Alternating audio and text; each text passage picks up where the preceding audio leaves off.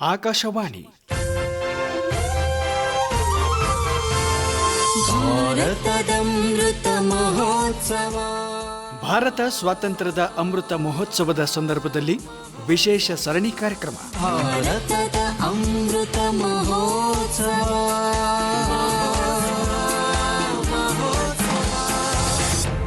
ಸರಣಿಯ ಇಂದಿನ ಸಂಚಿಕೆಯಲ್ಲಿ ರೂಪಕ ಕ್ರಿಪ್ಸ್ ಮಿಷನ್, ರಾಜಾಜಿ ಪ್ಲಾನ್ ಮತ್ತು ಇಂಡಿಯನ್ ಇಂಡಿಪೆಂಡೆಂಟ್ ಲೀಗ್. ರಚನೆ ಡಾಕ್ಟರ್ ನಾಮದೇವ್ ಎಸ್ ಜಾಧವ್. ನಿರ್ಮಾಣ ಡಾಕ್ಟರ್ ಸದಾನಂದ ಪೆರ್ಲಾ. 1940ರಿಂದ 1947 ಅವಧಿಯು ಭಾರತದ ಸ್ವಾತಂತ್ರ್ಯ ಆಂದೋಲನದ ಬಹಳ ಮಹತ್ವದ ಕಾಲ. ಆ ಪೂರ್ವದಲ್ಲಿ ರಾಷ್ಟ್ರೀಯ ಕಾಂಗ್ರೆಸ್ 1929ರಲ್ಲಿ ನಡೆದ ಲಾಹೋರ್ ಅಧಿವೇಶನದಲ್ಲಿ ಪೂರ್ಣ ಸ್ವರಾಜ್ಯವನ್ನು ಪಡೆಯುವುದು ತನ್ನ ಅಂತಿಮ ಗುರಿ ಎಂದು ಸಾರಿ ಜನವರಿ 26, 1930ರಂದು ಪ್ರಥಮ ಸ್ವಾತಂತ್ರ್ಯ ದಿನಾಚರಣೆಯನ್ನು ದೇಶದಾದ್ಯಂತ ಆಚರಿಸಿತ್ತು.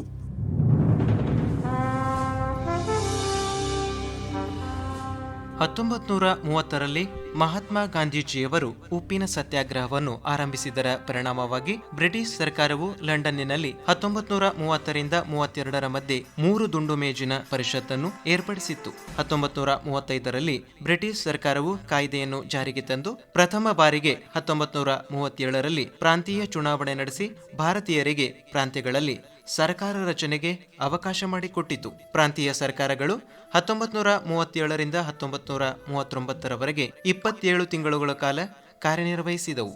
ಈ ಮಧ್ಯೆ ಜರ್ಮನಿಯ ನಾಜಿ ಪಕ್ಷದ ನಾಯಕ ಹಿಟ್ಲರನು ಸೆಪ್ಟೆಂಬರ್ 1, 1939ರಂದು ಪೋಲೆಂಡಿನ ಮೇಲೆ ದಾಳಿ ಮಾಡುವುದರೊಂದಿಗೆ ದ್ವಿತೀಯ ಜಾಗತಿಕ ಯುದ್ಧ ಆರಂಭವಾಯಿತು. Poland, Belgium, Holland, Norway, France ದೇಶಗಳನ್ನು ವಶಪಡಿಸಿಕೊಂಡ ನಂತರ ಜರ್ಮನಿಯ ಮೈತ್ರಿಕೂಟ ಪಡೆ 22 ಜೂನ್ 1941ರಂದು ರಷ್ಯಾದ ಮೇಲೆ ದಾಳಿ ಮಾಡುವುದರ ಮೂಲಕ ಎದುರಾಳಿ ಇಂಗ್ಲೆಂಡ್ ಸೇರಿದಂತೆ ಮಿತ್ರ ರಾಷ್ಟ್ರಗಳಿಗೆ ಆಘಾತ ಉಂಟುಮಾಡಿತು. ಗಾಯದ ಮೇಲೆ ಬರೆ ಎಳೆದಂತೆ ಪೂರ್ವ ಏಷ್ಯಾದ ದ್ವೀಪ ರಾಷ್ಟ್ರ ಜಪಾನ್ ಜರ್ಮನಿ ಕೂಟವನ್ನು ಸೇರಿಕೊಂಡು ಬ್ರಿಟಿಷ್ ಕಾಲೋನಿಗಳನ್ನು ಒಂದರ ಮೇಲೆ ಒಂದರಂತೆ ವಶಪಡಿಸಿಕೊಳ್ಳುತ್ತಾ ಭೀಕರ ಯುದ್ಧ ಆರಂಭಿಸಿತು.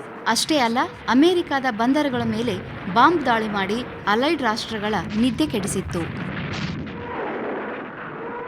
ಅದು ಬರ್ಮಾ ದೇಶದ ರಾಜಧಾನಿ ರಂಗೂನ್ ವಶಪಡಿಸಿಕೊಂಡು ಭಾರತದ ಪೂರ್ವದ ಗಡಿ ತಲುಪಿತು. ಭಾರತ ಜಪಾನಿಯರ ವಶ ಆಗುವ ಗಂಡಾಂತರ ಒದಗಿ ಬಂದಿತ್ತು. ಈ ಎಲ್ಲಾ ಕಾರಣಗಳಿಂದಾಗಿ ಅಮೆರಿಕದ ರಾಷ್ಟ್ರಪತಿ ರೂಸ್ವೆಲ್ಟ್, ಚೀನಾದ ನಾಯಕ ಚಿಯಾಂಗ್ ಕೈ-ಶೇಕ್, ಆಸ್ಟ್ರೇಲಿಯಾದ ವಿದೇಶಾಂಗ ಮಂತ್ರಿ ಮುಂತಾದ ನಾಯಕರು ಬ್ರಿಟನ್ ಪ್ರಧಾನಿ ವಿನ್ಸ್ಟನ್ ಚರ್ಚಿಲ್ರನ್ನು ಭಾರತೀಯರೊಂದಿಗೆ ಮಾತುಕತೆ ನಡೆಸಿ ಎರಡನೆಯ ಮಹಾಯುದ್ಧದಲ್ಲಿ ಅವರ ಸಹಕಾರ ಪಡೆಯುವಂತೆ ಒತ್ತಡ ಹೇರಿದರು. ಇಂಗ್ಲೆಂಡ್ ಭಾರತೀಯರ ಬೇಡಿಕೆಗಳನ್ನು ಈಡೇರಿಕೆಯ ಬಗ್ಗೆ ಮಾತುಕತೆಯನ್ನು ನಡೆಸಲು ತನ್ನ ಯುದ್ಧ ಸಚಿವ ಸಂಪುಟದ ಸದಸ್ಯ ಸ್ಟ್ರಾಫರ್ಡ್ ಕ್ರಿಪ್ಸ್ನನ್ನು ಮಾರ್ಚ್ 22, 1942ರಂದು ಭಾರತಕ್ಕೆ ಕಳುಹಿಸಿತು. ಇದುವೇ ಕ್ರಿಪ್ಸ್ ಆಯೋಗ ಎಂದು ಭಾರತದ ಸ್ವಾತಂತ್ರ್ಯ ಸಂಗ್ರಾಮದ ಇತಿಹಾಸದಲ್ಲಿ ಪ್ರಸಿದ್ಧವಾಗಿದೆ. ಕ್ರಿಪ್ಸ್ನು ಮಾರ್ಚ್ 30, 1942ರಂದು ತನ್ನ ಪ್ರಸ್ತಾವನೆಗಳನ್ನು ಘೋಷಣೆ ಮಾಡಿದನು.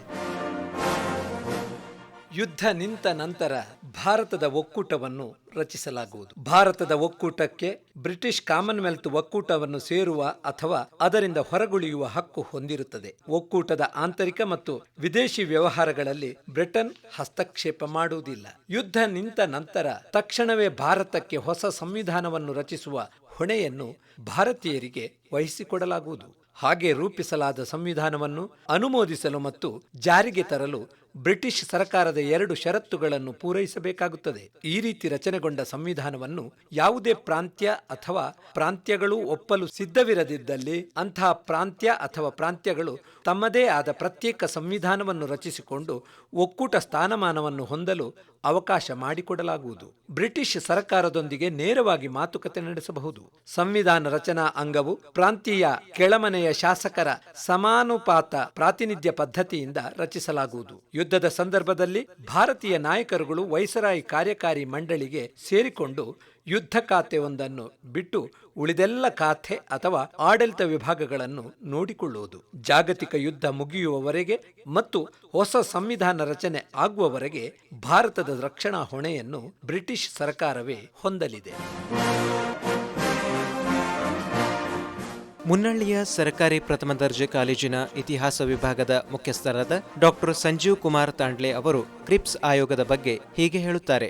1919ರಿಂದ 1947ರವರೆಗೆ ಈ ಸಂದರ್ಭದಲ್ಲಿ ಭಾರತಕ್ಕೆ ಬಂತು ಕ್ರಿಪ್ಸ್ ಆಯೋಗ. ಕ್ರಿಪ್ಸ್ ಮಿಷನ್ ಮಾರ್ಚ್ 1942ರ ಹಂತದಲ್ಲಿ ಬ್ರಿಟನ್ ಸರ್ಕಾರವು ಸಂಪೂರ್ಣ ಭಾರತೀಯ ಸಹಕಾರ ಮತ್ತು ಬೆಂಬಲವನ್ನು ಪಡೆಯಲು ವಿಫಲ ಪ್ರಯತ್ನವಾಗಿತ್ತು.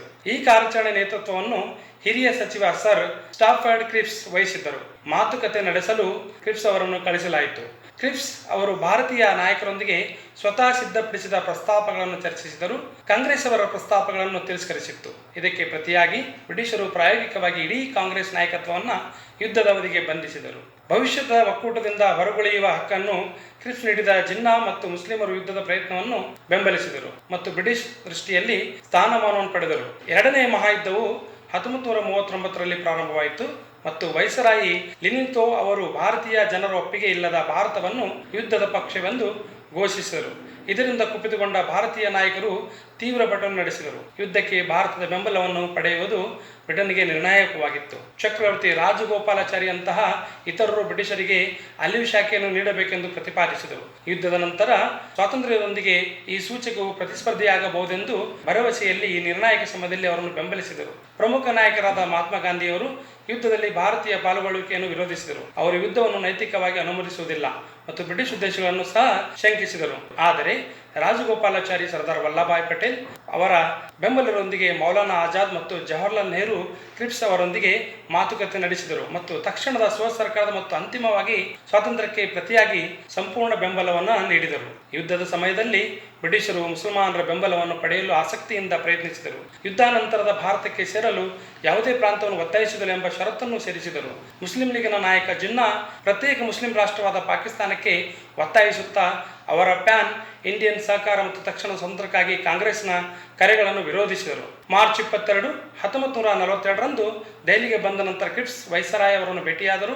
ಅವರು ಭಾರತೀಯ ನಾಯಕರನ್ನು ಭೇಟಿಯಾಗಲು ಮುಂದಾದರು. ಖಾಸಗಿಯಾಗಿ ಅವರು ಕಾಮನ್ವೆಲ್ತ್ ಮತ್ತು ನಂತರದ ಹಂತದಲ್ಲಿ ಸಂಪೂರ್ಣ ಸ್ವಾತಂತ್ರ್ಯವನ್ನು ತೊರೆಯುವ ಆಯ್ಕೆಯೊಂದಿಗೆ ಸ್ವಯಂ ಆಡಳಿತ ಮತ್ತು ಡೊಮಿನಿಯನ್ ಸ್ಥಾನಮಾನವನ್ನು ಭರವಸೆ ನೀಡಿದ್ದಾರೆ ಎಂದು ಹೇಳಲಾಗುತ್ತದೆ. ಬ್ರಿಟಿಷ್ ಸರ್ಕಾರವು ಕ್ರಿಪ್ಸ್ ಮಿಷನ್ ಅನ್ನು ತನ್ನ ಉದಾರವಾದ ವಸಾಹತುಶಾಹಿ ನೀತಿಯ ಪರವಾಗಿ ಬಳಸಿಕೊಂಡಿತು.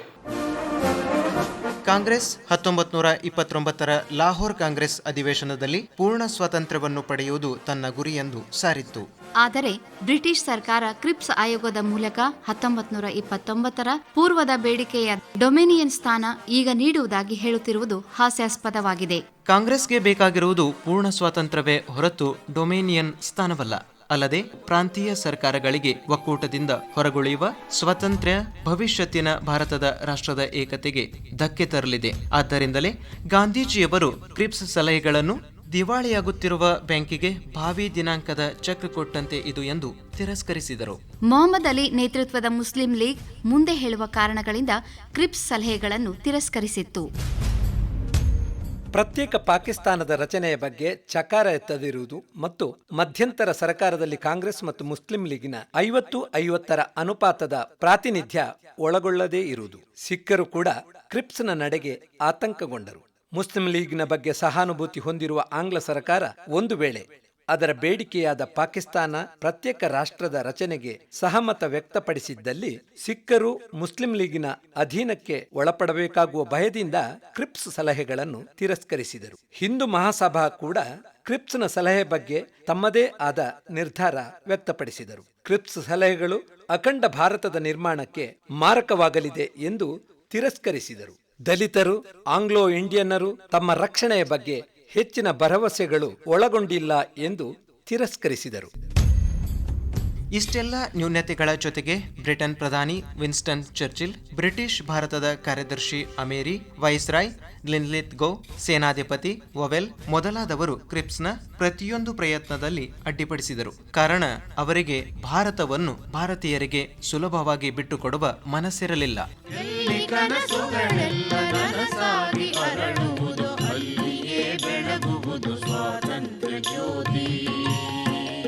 ರಾಜಾಜಿ ಎಂದೇ ಖ್ಯಾತವಾಗಿರುವ ಚಕ್ರವರ್ತಿ ರಾಜಗೋಪಾಲಾಚಾರಿಯವರು ದಕ್ಷಿಣ ಭಾರತದ ಖ್ಯಾತ ವಕೀಲರು, ಲೇಖಕರು, ರಾಜನೀತಿಜ್ಞರು, ಮಿಗಿಲಾಗಿ ಸ್ವಾತಂತ್ರ್ಯ ಹೋರಾಟಗಾರರು. 1911ರಲ್ಲಿ ತಮಿಳುನಾಡಿನ ಸೇಲಂನ ಪುರಸಭೆಗೆ ಆಯ್ಕೆಯಾಗುವ ಮೂಲಕ ತಮ್ಮ ರಾಜಕೀಯ ಜೀವನವನ್ನು ಆರಂಭಿಸಿದರು. 1906ರಲ್ಲಿ ಕಲ್ಕತ್ತಾ ಕಾಂಗ್ರೆಸ್ಸಿನ ಅಧಿವೇಶನದಲ್ಲಿ ಭಾಗವಹಿಸಿ ಲೋಕಮಾನ್ಯ ಬಾಲಗಂಗಾಧರ ತಿಲಕರಿಂದ ಪ್ರಭಾವಿತರಾಗಿ ತಮ್ಮ 28ನೇ ವಯಸ್ಸಿನಲ್ಲಿ ಕಾಂಗ್ರೆಸ್ ಸೇರಿದರು. 1919ರಲ್ಲಿ ಮಹಾತ್ಮ ಗಾಂಧೀಜಿಯವರಿಂದ ಪ್ರಭಾವಿತರಾಗಿ ಸ್ವಾತಂತ್ರ್ಯ ಚಳುವಳಿಯಲ್ಲಿ ತೊಡಗಿ ಗಾಂಧೀಜಿಯವರ ಅನುಯಾಯಿಯಾದರು.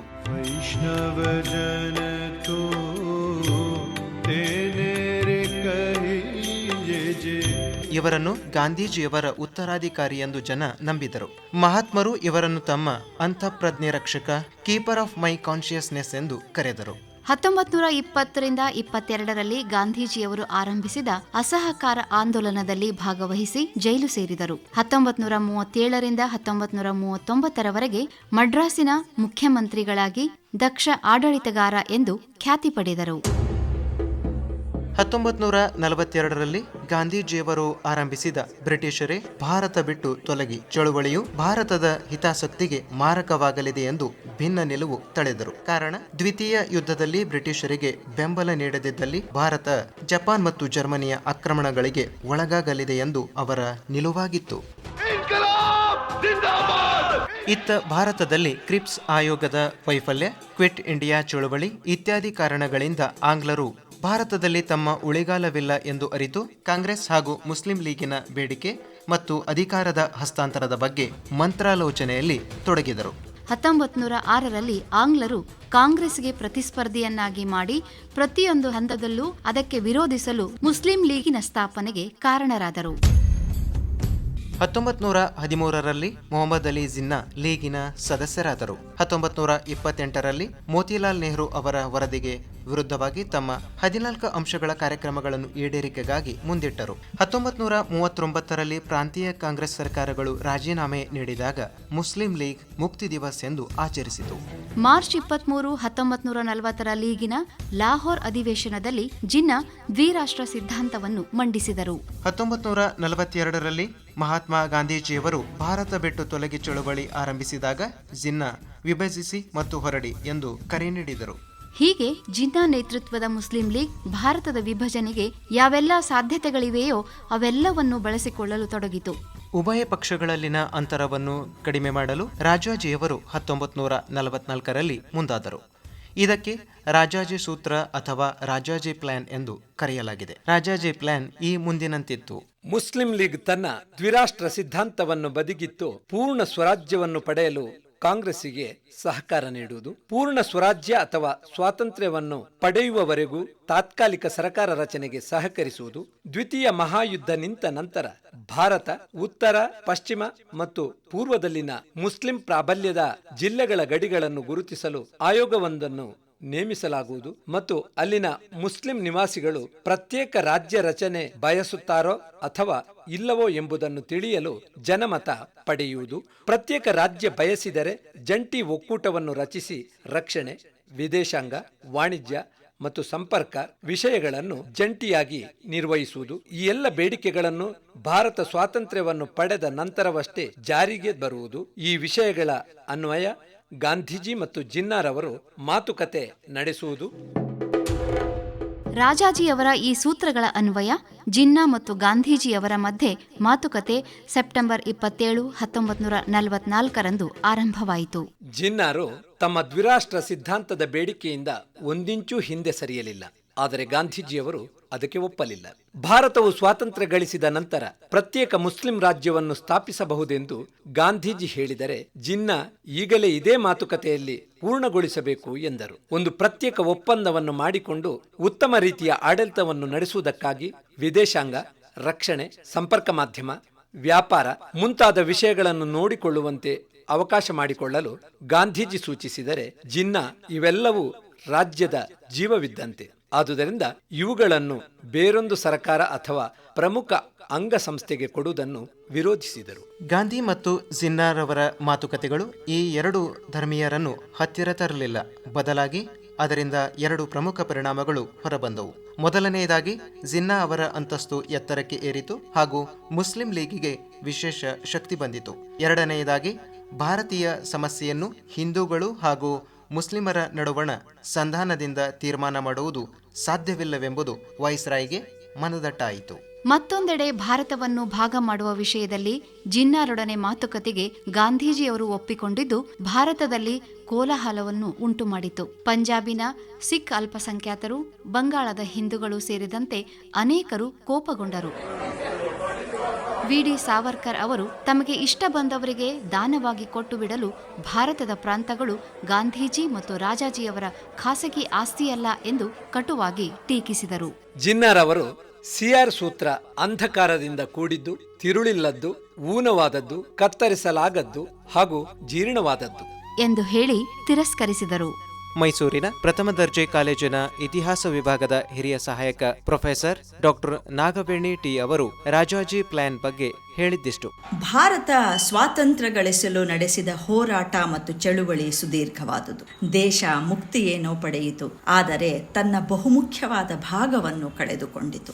ಸಿ ರಾಜಾಜಿಯವರ ಯೋಜನೆ 1944 1917ರ ಸೆಕ್ರೆಟರಿ ಆಫ್ ಸ್ಟೇಟ್ ಎಡ್ವಿನ್ ಮಾಂಟೆಗ್ ಅವರು ಸಂವಿಧಾನಾತ್ಮಕ ಬೆಳವಣಿಗೆಯನ್ನು ಭಾರತಕ್ಕೆ ತರಲು ಕೆಲವೊಂದು ಪ್ರಪೋಸಲ್ಸ್ಗಳನ್ನ ಸೃಷ್ಟಿ ಮಾಡಿದರು. ಆದರೆ ಯಾವುದೇ ಒಂದು ಕಾನ್ಸ್ಟಿಟ್ಯೂಷನಲ್ ಅಡ್ವಾನ್ಸ್ಮೆಂಟ್, ಸಂವಿಧಾನಾತ್ಮಕ ಬೆಳವಣಿಗೆಯನ್ನ ತರಬೇಕಾದಲ್ಲಿ ಅಂದಿನ ಭಾರತದ 2 ಪ್ರಮುಖ ಪಾರ್ಟಿಗಳು ಆದ ಇಂಡಿಯನ್ ನ್ಯಾಷನಲ್ ಕಾಂಗ್ರೆಸ್ ಮತ್ತು ಮುಸ್ಲಿಂ ಲೀಗ್ಗಳು ತಮ್ಮಲ್ಲೇ ಜಗಳವಾಡಿಕೊಂಡು ಆ ಬೆಳವಣಿಗೆಯನ್ನು ಅಲ್ಲೇ ಕುಂಠಿತವಾಗುತ್ತಿತ್ತು. ಇದರಿಂದಾಗಿ ಬ್ರಿಟಿಷ್ ಸರ್ಕಾರದ ಮಿಷನ್ಗಳು ಅಸಫಲವಾಗುತ್ತಿದ್ದವು. ಈತನ್ಮಧ್ಯೆ 1939 ಎರಡನೇ ಜಾಗತಿಕ ಯುದ್ಧ. ಈ ಸಂದರ್ಭದಲ್ಲಿ ಅಂದಿನ ವೈಸ್ರಾಯ್ ಲಾರ್ಡ್ ಲಿನ್ಲಿತ್ ಗೋ ಹೇಳಿಕೆ ನೀಡಿದರು. ಭಾರತಕ್ಕೆ ಏನಾದರೂ ಬೆಳವಣಿಗೆ ಬೇಕಾದಲ್ಲಿ ಮೊದಲು ನಿಮ್ಮಿಬ್ಬರ ನಡುವಿನ ವೈಮನಸ್ಸು ವ್ಯಾಜ್ಯಗಳನ್ನು ನಿಲ್ಲಿಸಬೇಕೆಂದು. ಮುಸ್ಲಿಂ ಲೀಗ್ಗೆ ತನ್ನದೇ ದೇಶ ಪಾಕಿಸ್ತಾನವಾಗಬೇಕೆಂಬ ಮನೋಭಿಲಾಷ ಹೊಂದಿದ್ದರೆ ಭಾರತವು ಯಾವುದೇ ಕಾರಣಕ್ಕೂ ಹಾಗೂ ಸಂದರ್ಭಕ್ಕೂ ಒಳಗಾಗಿ ಭಾರತವನ್ನು ವಿಭಜಿಸುವುದಕ್ಕೆ ತಯಾರಿರಲಿಲ್ಲ. ಇದೇ ಇವರಿಬ್ಬರ ನಡುವೆ ಸಂಭವಿಸಿದ ಡೆಡ್ಲಾಕ್ ಅಥವಾ ಬಿಕ್ಕಟ್ಟು. ಈತನ್ಮಧ್ಯೆ ಚಕ್ರವರ್ತಿ ರಾಜಗೋಪಾಲಾಚಾರಿಯವರು ತಮ್ಮ ಯೋಜನೆಯನ್ನು ತಯಾರಿಸಿ 1944ರಲ್ಲಿ ಸಿಆರ್ ಫಾರ್ಮುಲಾ ಯೋಜನೆಯನ್ನು ಜಾರಿಗೆ ತಂದರು. ಜನಾಭಿಪ್ರಾಯ ಸಂಗ್ರಹಿಸುವುದು, ಪ್ಲೆಬಿಸೈಟ್. ಎರಡನೇ ಜಾಗತಿಕ ಯುದ್ಧದ ನಂತರ ಒಂದು ಆಯೋಗವನ್ನು ರಚಿಸಿ ಬಹುಸಂಖ್ಯಾತ ಮುಸ್ಲಿಮರಿರುವ ಪ್ರದೇಶಗಳಲ್ಲಿ ಜನಾಭಿಪ್ರಾಯ ಸಂಗ್ರಹಿಸುವುದು. ಈ ಜನಾಭಿಪ್ರಾಯದಲ್ಲಿ ಮುಸಲ್ಮಾನರು ಹಾಗೂ ಮುಸಲ್ಮಾನರೇತರರು ಭಾರತವನ್ನು ಇಬ್ಬಾಗಿಸಿ ಪಾಕಿಸ್ತಾನ ನಿರ್ಮಾಣವಾಗಬೇಕೇ ಇಲ್ಲವೇ ಎಂದು ಅಭಿಪ್ರಾಯವನ್ನು ಮತದ ಮೂಲಕ ನೀಡಬೇಕೆಂದು ಇವರ ಪ್ರಸ್ತಾವನೆಯಾಗಿತ್ತು. ಹಾಗೇನಾದರೂ ಜನಾಭಿಪ್ರಾಯದಿಂದ ಭಾರತ ಇಬ್ಬಾಗವಾಗಲೇಬೇಕಾದಂತಹ ಪರಿಸ್ಥಿತಿ ಬಂದ ಪಕ್ಷದಲ್ಲಿ ಈ ಎರಡೂ ದೇಶಗಳ ನಡುವಣ ಒಂದು ಜಂಟಿ ಒಪ್ಪಂದಕ್ಕೆ ಸಹಿ ಹಾಕಬೇಕೆಂದು ಪ್ರಸ್ತಾವನೆಯಲ್ಲಿ ರಾಜಾಜಿಯವರು ತಿಳಿಸಿದರು. ಈ ಜಂಟಿ ಒಪ್ಪಂದದನ್ವಯ ರಕ್ಷಣೆ, ಡಿಫೆನ್ಸ್, ಸಂವಹನ, ಕಮ್ಯುನಿಕೇಷನ್ ಮತ್ತು ವಾಣಿಜ್ಯ, ಕಾಮರ್ಸ್ಗಳನ್ನು ರಕ್ಷಿಸಿಕೊಳ್ಳುವುದು. ಹೀಗೆ ಮೊಟ್ಟ ಮೊದಲ ಬಾರಿಗೆ ಭಾರತೀಯ ರಾಷ್ಟ್ರೀಯ ಕಾಂಗ್ರೆಸ್ ಕೆಲವು ಷರತ್ತುಗಳನ್ನು ಒಳಗೊಂಡು ಮುಸ್ಲಿಂ ಲೀಗ್ಗೆ ಪಾಕಿಸ್ತಾನ ರಚಿಸಿಕೊಳ್ಳುವುದಕ್ಕೆ ಒಲ್ಲದ ಮನಸ್ಸಿನಿಂದ ಒಪ್ಪಿಗೆ ನೀಡಿತು. ಆದರೆ ಸಿಆರ್ ಫಾರ್ಮುಲಾ ಜಾರಿಗೆ ಬರುವುದು ಯಾವಾಗ? ಬ್ರಿಟಿಷರು ಭಾರತಕ್ಕೆ ಸಂಪೂರ್ಣವಾಗಿ ಅಧಿಕಾರವನ್ನು ವರ್ಗಾಯಿಸಿದ ನಂತರವೇ. ಗಾಂಧೀಜಿಯವರು ಜಿನ್ನಾ ಅವರ ಜೊತೆಗೆ ಮಾತುಕತೆಗೂ ತಯಾರಾದರು. ಆದರೆ ಜಿನ್ನಾರವರು ಮತ್ತೆ ತಮ್ಮ ಹಳೆಯ ವರಸೆಯನ್ನೇ ಮುಂದಿಟ್ಟು ಮಾತುಕತೆ ವಿಫಲವಾಯಿತು. ಜಿನ್ನಾರವರ ವಾದದ ಪ್ರಕಾರ ಪ್ಲೆಬಿಸೈಟ್ನಲ್ಲಿ ಮುಸಲ್ಮಾನರಷ್ಟೇ ಮತ ಚಲಾವಣೆ ಮಾಡಬೇಕು, ಮುಸಲ್ಮಾನರೇತರನ್ನು ಮತದಾರರ ಪಟ್ಟಿಯಿಂದ ಕೈ ಬಿಡಬೇಕು. ಮುಸ್ಲಿಂ ಲೀಗ್ ಸಿಆರ್ ಯೋಜನೆಯನ್ನು ಸಾರಾಸಗಟಾಗಿ ನಿರಾಕರಿಸಿತು. ಸಿಖ್ ಸಮುದಾಯದವರು ಮತ್ತು ವಿ.ಡಿ. ಸಾವರ್ಕರ್ನ ನೇತೃತ್ವದ ಹಿಂದೂ ಮಹಾಸಭೆಗಳು ಕೂಡ ಸಿಆರ್ ಫಾರ್ಮುಲಾವನ್ನು ನಿರಾಕರಿಸಿದವು. ಕಾರಣ, ಸಿಖ್ಖರು ಪಾಕಿಸ್ತಾನ ರಚನೆಯಾದರೆ ತಮ್ಮ ಮನಸ್ಸಿಲ್ಲದ ಮನಸ್ಸಿನಿಂದ ಅದರಲ್ಲಿ ಸೇರಿ ಹೋಗಬಹುದೆಂಬ ಅಂಜಿಕೆ ನಾಚಿಕೆ ಇದ್ದರೆ ಹಿಂದೂ ಮಹಾಸಭಾದವರಿಗೆ ಮುಸ್ಲಿಂ ಲೀಗ್ನವರಿಗೆ ಯಾಕಾಗಿ ಇಷ್ಟು ಮನ್ನಣೆಯನ್ನು ನೀಡಬೇಕು, ಅವರನ್ನು ಭಾರತದ ಚಳುವಳಿಯಿಂದಲೇ ಕೈಬಿಡಬೇಕು ಎನ್ನುವುದು ಅವರ ಅಂಬೋಣವಾಗಿತ್ತು. ಹೀಗೆ ರಾಜಾಜಿಯವರ ಯೋಜನೆ ಒಮ್ಮತವಾಗಿ ಒಪ್ಪಿಗೆಯಾಗದೆ ಕೈಬಿಟ್ಟು ಹೋಯಿತು. ಹೀಗೆ ರಾಜಾಜಿಯವರ ಸೂತ್ರ ಜಿನ್ನಾ ಮತ್ತು ಗಾಂಧೀಜಿಯವರನ್ನು ಮಾತುಕತೆ ನಡೆಸುವಂತೆ ಮಾಡುವಲ್ಲಿ ಸಫಲವಾಯಿತು. ಆದರೆ ಫಲಿತಾಂಶ ಮಾತ್ರ ನಕಾರಾತ್ಮಕವಾಗಿ ಹೊರಹೊಮ್ಮಿತು. ನಂತರದಲ್ಲಿ ರಾಜಾಜಿಯವರು ಮಧ್ಯಂತರ ಸರ್ಕಾರದಲ್ಲಿ ಮಂತ್ರಿಗಳಾಗಿ, ಭಾರತದ ಪ್ರಥಮ ಗವರ್ನರ್ ಜನರಲ್ ಆಗಿ, ಸರ್ದಾರ್ ಪಟೇಲರ ಮರಣದ ನಂತರ 10 ತಿಂಗಳ ಕಾಲ ರಾಷ್ಟ್ರದ ಗೃಹ ಮಂತ್ರಿಗಳಾಗಿ ಸೇವೆ ಸಲ್ಲಿಸಿದರು. 1952ರಿಂದ 54ರವರೆಗೆ ತಮಿಳುನಾಡಿನ ಮುಖ್ಯಮಂತ್ರಿಗಳಾಗಿ ಸೇವೆ ಸಲ್ಲಿಸಿದರು. ಆ ನಂತರ ನೆಹರು ಅವರೊಂದಿಗಿನ ಭಿನ್ನಾಭಿಪ್ರಾಯಗಳಿಂದ ಕಾಂಗ್ರೆಸ್ ಅನ್ನು ತೊರೆದು 1959ರಲ್ಲಿ ಸ್ವತಂತ್ರ ಪಕ್ಷವನ್ನು ಸ್ಥಾಪಿಸಿ 1962, 1967 ಮತ್ತು 1971ರಲ್ಲಿ ಈ ಪಕ್ಷದಿಂದಲೇ ಚುನಾವಣಾ ಕಣಕ್ಕೆ ತಮ್ಮ ಅಭ್ಯರ್ಥಿಗಳನ್ನು ನಿಲ್ಲಿಸಿ ಗೆಲ್ಲಿಸಿದರು. 1967ರಲ್ಲಿ ನಡೆದ ಅಂದಿನ ಮೈಸೂರು ರಾಜ್ಯದ ಚುನಾವಣೆಯಲ್ಲಿ ಕಲಬುರಗಿ ಜಿಲ್ಲೆಯ ಗುರುಮುಟ್ಕಲ್ ಕ್ಷೇತ್ರದಿಂದ ಸ್ವಾತಂತ್ರ್ಯ ಸೇನಾನಿ ಶ್ರೀ ವಿದ್ಯಾಧರ್ ಗುರೂಜಿಯವರು ಸ್ವತಂತ್ರ ಪಕ್ಷದಿಂದ ಆಯ್ಕೆಗೊಂಡು ರಾಜ್ಯ ವಿಧಾನಸಭೆಗೆ ಪ್ರವೇಶ ಮಾಡಿದ್ದು ಕರ್ನಾಟಕದ ಮಟ್ಟಿಗೆ ವಿಶೇಷವಾಗಿದೆ.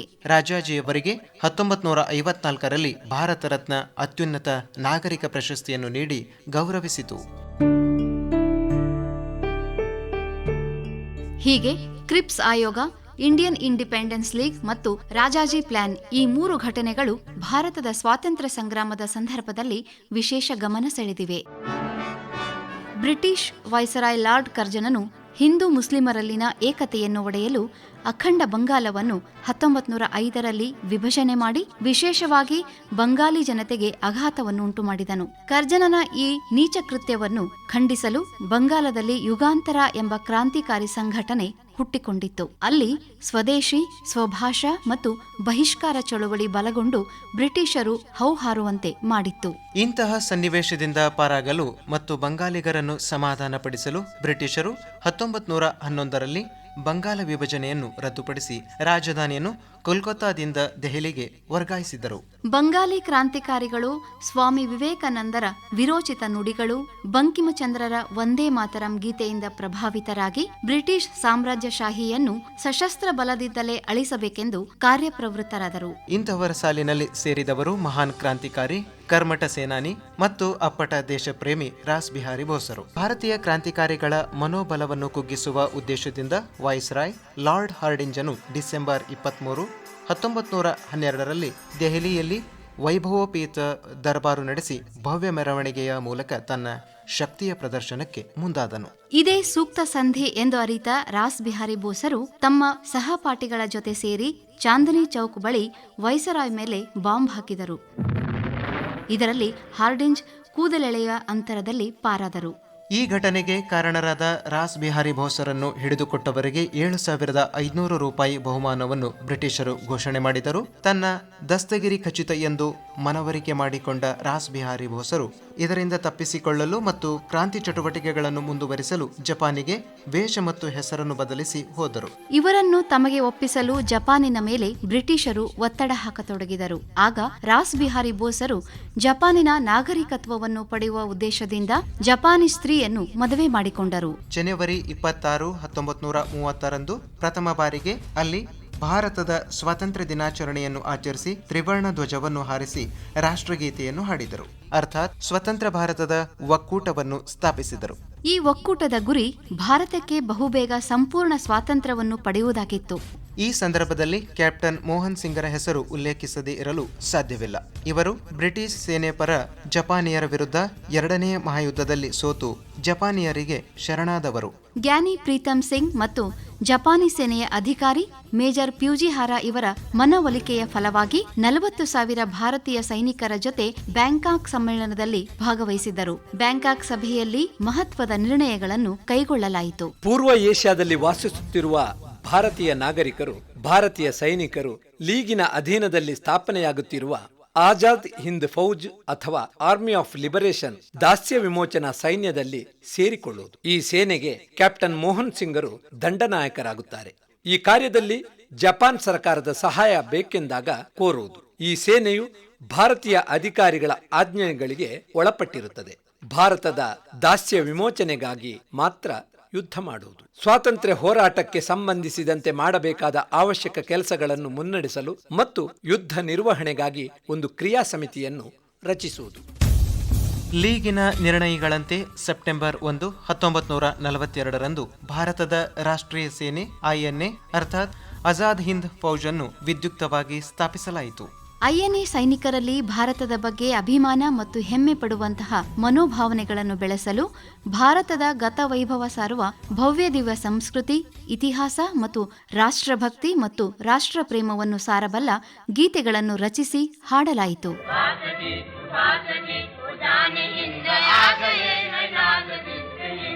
1942ರಲ್ಲಿ ಬ್ರಿಟಿಷರ ವಿರುದ್ಧ ಭಾರತದಲ್ಲಿ ಪ್ರಾರಂಭವಾದ ಕ್ವಿಟ್ ಇಂಡಿಯಾ ಚಳುವಳಿಯಿಂದ ಬ್ರಿಟಿಷ್ ವಿರೋಧಿ ಚಟುವಟಿಕೆಗಳು ಪ್ರಾರಂಭವಾದವು. ರಾಸ್ ಬಿಹಾರಿ ಬೋಸ್ ಅವರು ನೇತಾಜಿ ಸುಭಾಷ್ ಚಂದ್ರ ಬೋಸರನ್ನು ಇಂಡಿಯನ್ ಇಂಡಿಪೆಂಡೆನ್ಸ್ನ ನೇತೃತ್ವವನ್ನು ವಹಿಸಲು ಪೂರ್ವ ಏಷ್ಯಾಕ್ಕೆ ಆಹ್ವಾನಿಸಿದರು. ಕಲಬುರಗಿಯ ಪ್ರಥಮ ದರ್ಜೆ ಕಾಲೇಜಿನ ಇತಿಹಾಸ ವಿಭಾಗದ ಸಹಾಯಕ ಪ್ರಾಧ್ಯಾಪಕರಾದ ಡಾಕ್ಟರ್ ಇಂದುಮತಿ ಪಾಟೀಲ್ ಅವರು ಇಂಡಿಯನ್ ಇಂಡಿಪೆಂಡೆನ್ಸ್ ಲೀಗ್ನ ವಿವರ ತಿಳಿಸಿದ್ದು ಹೀಗೆ. ಭಾರತದ ಮೇಲೆ ಬ್ರಿಟಿಷರ ವಸಾಹತುಶಾಹಿಗಳ ಆಳ್ವಿಕೆಯನ್ನು ತೊಡೆದುಹಾಕಲಿಕ್ಕೆ, ಭಾರತದ ಹೊರಗಡೆ ಇರುವಂತಹ ಭಾರತೀಯ ವಾಸಿಗಳನ್ನು ಸಂಘಟಿಸಲಿಕ್ಕೆ ಕ್ರಿಸ್ತಶಕ 1920ರಿಂದ 40ರವರೆಗೆ ಇಂಡಿಯನ್ ಲೀಗ್ ಎನ್ನುವಂತಹ ಇಂಗ್ಲೆಂಡ್ ಮೂಲದ ಸಂಸ್ಥೆಯನ್ನು ಭಾರತೀಯರು ಸ್ಥಾಪಿಸಿಕೊಂಡು ಇದನ್ನ ಇಂಡಿಯನ್ ಇಂಡಿಪೆಂಡೆನ್ಸ್ ಲೀಗ್ ಅನ್ನುವಂತಹ ಒಂದು ಹೆಸರಿನ ಮೂಲಕ ತನ್ನ ರಾಷ್ಟ್ರೀಯ ಪ್ರಜ್ಞೆಯನ್ನ ಮತ್ತು ಭ್ರಷ್ಟತೆಯ ವಿರುದ್ಧ ತನ್ನ ವಿರೋಧದ ಚಟುವಟಿಕೆಗಳನ್ನ ಮಾಡಲಿಕ್ಕೆ ಕ್ರಿಸ್ತಶಕ 1928ರಲ್ಲಿ ಕೃಷ್ಣ ಮೆನನ್ ಎನ್ನುವರು ಸ್ಥಾಪಿಸಿದ್ರು. ಎರಡನೇ ಮಹಾಯುದ್ಧದ ಮೊದಲನೇ ಹಂತದಲ್ಲಿ ಜಪಾನ್ ಮೂಲದಲ್ಲಿ ಮಲಯನ್ ಅನ್ನುವಂತಹ ಅಭಿಯಾನವನ್ನು ಆರಂಭಿಸಿದ್ರು. ಭಾರತದಲ್ಲಿ ರಾಸ್ ಬಿಹಾರಿ ಬೋಸರು ಮತ್ತು ಸುಭಾಷ್ ಚಂದ್ರ ಬೋಸರು ಐಎನ್ಎ ಎನ್ನುವಂತಹ ಸಂಸ್ಥೆ ಕಟ್ಟುವಕ್ಕಿಂತ ಮುಂಚಿತವಾಗಿ ಈ ಸಂಸ್ಥೆಯು ತನ್ನ ಕೈವಶಕ್ಕೆ ತೆಗೆದುಕೊಂಡಿದ್ದಂತಹ ಮಹತ್ವದ ಕಾರ್ಯಾಚರಣೆ ಇದು ಆಗಿತ್ತು. ಅಂದಿನ ರಾಷ್ಟ್ರೀಯ ಹೋರಾಟಗಾರರ ಚಿಂತನೆಯಲ್ಲಿ ಇದು ಭದ್ರತೆ ಮತ್ತು ಸವಲತ್ತುಗಳನ್ನು ನೀಡುವಂತಹ ಒಂದು ಪ್ರಮುಖ ಸಂಸ್ಥೆಯಾಗಿದ್ದು, ಕ್ರಿಸ್ತಶಕ 1942ರಲ್ಲಿ ಟೋಕಿಯೋದಲ್ಲಿ ಸಮ್ಮೇಳನ ಮಾಡಿದ್ರು. 1943ರಲ್ಲಿ ಇದು ಗ್ರೇಟ್ ಈಸ್ಟ್ ಏಷ್ಯಾ ಎಂಬಲ್ಲಿ ಸಮ್ಮೇಳನವನ್ನು ಮಾಡಿದ್ರು. ಬ್ಯಾಂಕಾಕ್ನಲ್ಲಿ ಸಮ್ಮೇಳನ ಮಾಡಿದ್ರು. ಹೀಗೆ ಜನಪ್ರಿಯವಾದಂತಹ ಇಂಡಿಯನ್ ಇಂಡಿಪೆಂಡೆನ್ಸ್ ಆಕ್ಟ್ ಅಥವಾ ಲೀಗ್ ಎನ್ನುವಂತಹ ಈ ಸಂಸ್ಥೆ ಭಾರತಾದ್ಯಂತ ತನ್ನ ಸ್ವಾತಂತ್ರ್ಯದ ಪತಾಕೆಯನ್ನು ಹಾರಿಸಿತ್ತು. ಅಲ್ಲದೆ ಇಲ್ಲಿನ ಸದಸ್ಯರು ಇದರ ರಾಷ್ಟ್ರೀಯತೆಯ ಸಲುವಾಗಿ ಒಂದು ರಭಸವಾದಂತಹ ಬಿರುಸಾದಂತಹ ಬ್ರಿಟಿಷರ ಆಡಳಿತಕ್ಕೆ ತನ್ನ ಒಂದು ವಿರೋಧಾತ್ಮಕವಾದಂತಹ ಲೀಗ್ ಅನ್ನು ಸ್ಥಾಪಿಸಿಕೊಂಡು ತನ್ನ ಸ್ವಾತಂತ್ರ್ಯದ ಸಲುವಾಗಿ ಹೋರಾಟ ಮಾಡಿದಂತಹ ಸಾಧನೆ ಮಾತ್ರ ಅವಿಸ್ಮರಣೀಯ ಅಂತ ನಾವು ಹೇಳ್ಬಹುದು. ನೇತಾಜಿಯವರು ಜಪಾನಿನ ಮೂಲಕ ಸಿಂಗಾಪುರಕ್ಕೆ ಬಂದರು. ಜುಲೈ 4, 1943ರಂದು ಏಷ್ಯಾದ ವಿವಿಧ ಭಾಗಗಳಲ್ಲಿ ಚದುರಿ ಹೋಗಿದ್ದ 30 ಲಕ್ಷ ಭಾರತೀಯರು 5,000 ಪ್ರತಿನಿಧಿಗಳ ಸಮಕ್ಷಮದಲ್ಲಿ ರಾಸ್ ಬಿಹಾರಿ ಬೋಸರು ಭಾರತ ಸ್ವಾತಂತ್ರ್ಯ ಒಕ್ಕೂಟದ ನಾಯಕತ್ವವನ್ನು ನೇತಾಜಿಗೆ ವಹಿಸಿದ ಮಹಾನ್ ರಾಷ್ಟ್ರಸಂತ. ನೇತಾಜಿ ಐಐಎಲ್ನ ಅಧ್ಯಕ್ಷ ಪದವಿಯನ್ನು ಹಾಗೂ ಐಎನ್ಎಯ ಪ್ರಧಾನ ಸೇನಾಪತಿಯಾಗಿ ಅಧಿಕಾರ ಸ್ವೀಕರಿಸಿದರು. श्री रास बिहारी जी बोस पूर्वी एशिया की जंग आज़ादी की नुमाइंदों, बहनों और भाइयों, एशिया की जंग आज़ादी के नेता बनाया, इसके लिए भी तहे दिल से आप लोगों का शुक्रिया अदा करता हूँ, क्योंकि अब ये वक्त निहायत नाजुक है. मैं इस जिम्मेदारी को कबूल करता हूँ.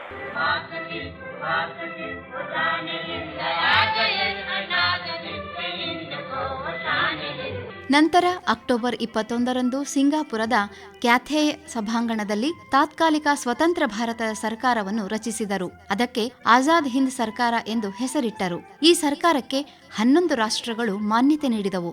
ಅಲ್ಲದೆ ನೀವು ನನಗೆ ರಕ್ತ ಕೊಡಿ, ನಾನು ನಿಮಗೆ ಸ್ವಾತಂತ್ರ್ಯ ಕೊಡುತ್ತೇನೆಂದು ಭಾರತೀಯರಿಗೆ ಕರೆ ನೀಡಿದರು. ಚಲೋ ದಿಲ್ಲಿ ಎಂದು ಐಎನ್ಎ ಸೈನಿಕರಿಗೆ ಆದೇಶ ನೀಡಿದರು. ತುಮ್ ಮುझे खून दो, मैं तुम्हें आजादी दूंगा. ಹೀಗೆ ನೇತಾಜಿಯವರ ಭಾರತದ ಸ್ವಾತಂತ್ರ್ಯದ ಆಂದೋಲನಕ್ಕೆ ರಾಸ್ ಬಿಹಾರಿ ಬೋಸರ ಐಐಎಲ್ ವೇದಿಕೆಯನ್ನು ಕಲ್ಪಿಸಿಕೊಟ್ಟಿತು. ಐಐಎಲ್ ಎಂಬ ಹೆಸರು ಮರೆಯಾಗಿ ಅದರಡಿ ಸ್ಥಾಪನೆಯಾದ ಐಎನ್ಎ ಜನಮಾನಸದ ಮನೆಯ ಮಾತಾಯಿತು. ಭಾರತದ ಸ್ವಾತಂತ್ರ್ಯ ಸಮರದಲ್ಲಿ ಇದರ ಕೊಡುಗೆ ಅನನ್ಯ ಮತ್ತು ಅಪಾರವಾಗಿದೆ. ಇದುವರೆಗೆ ಭಾರತ ಸ್ವಾತಂತ್ರ್ಯದ ಅಮೃತ ಮಹೋತ್ಸವದ ಸಂದರ್ಭದಲ್ಲಿ ವಿಶೇಷ ಸರಣಿ ಕಾರ್ಯಕ್ರಮದಲ್ಲಿ ಕ್ರಿಪ್ಸ್ ಮಿಷನ್, ರಾಜಾಜಿ ಪ್ಲಾನ್ ಮತ್ತು ಇಂಡಿಯನ್ ಇಂಡಿಪೆಂಡೆಂಟ್ ಲೀಗ್ ರೂಪಕ ಕೇಳಿದಿರಿ. ರಚನೆ ಡಾಕ್ಟರ್ ನಾಮದೇವ್ ಎಸ್ ಜಾಧವ್. ನಿರೂಪಣೆ ನೀರಜಾ ಕಾರಟಗಿ ಹಾಗೂ ದತ್ತಾತ್ರೇಯ ಪಾಟೀಲ್. ಸಂಕಲನ ಲಕ್ಷ್ಮೀಕಾಂತ್ ಪಾಟೀಲ್. ನಿರ್ಮಾಣ ಡಾಕ್ಟರ್ ಸದಾನಂದ ಪೆರ್ಲಾ. ಭಾರತದ ಅಮೃತ ಮಹೋತ್ಸವ.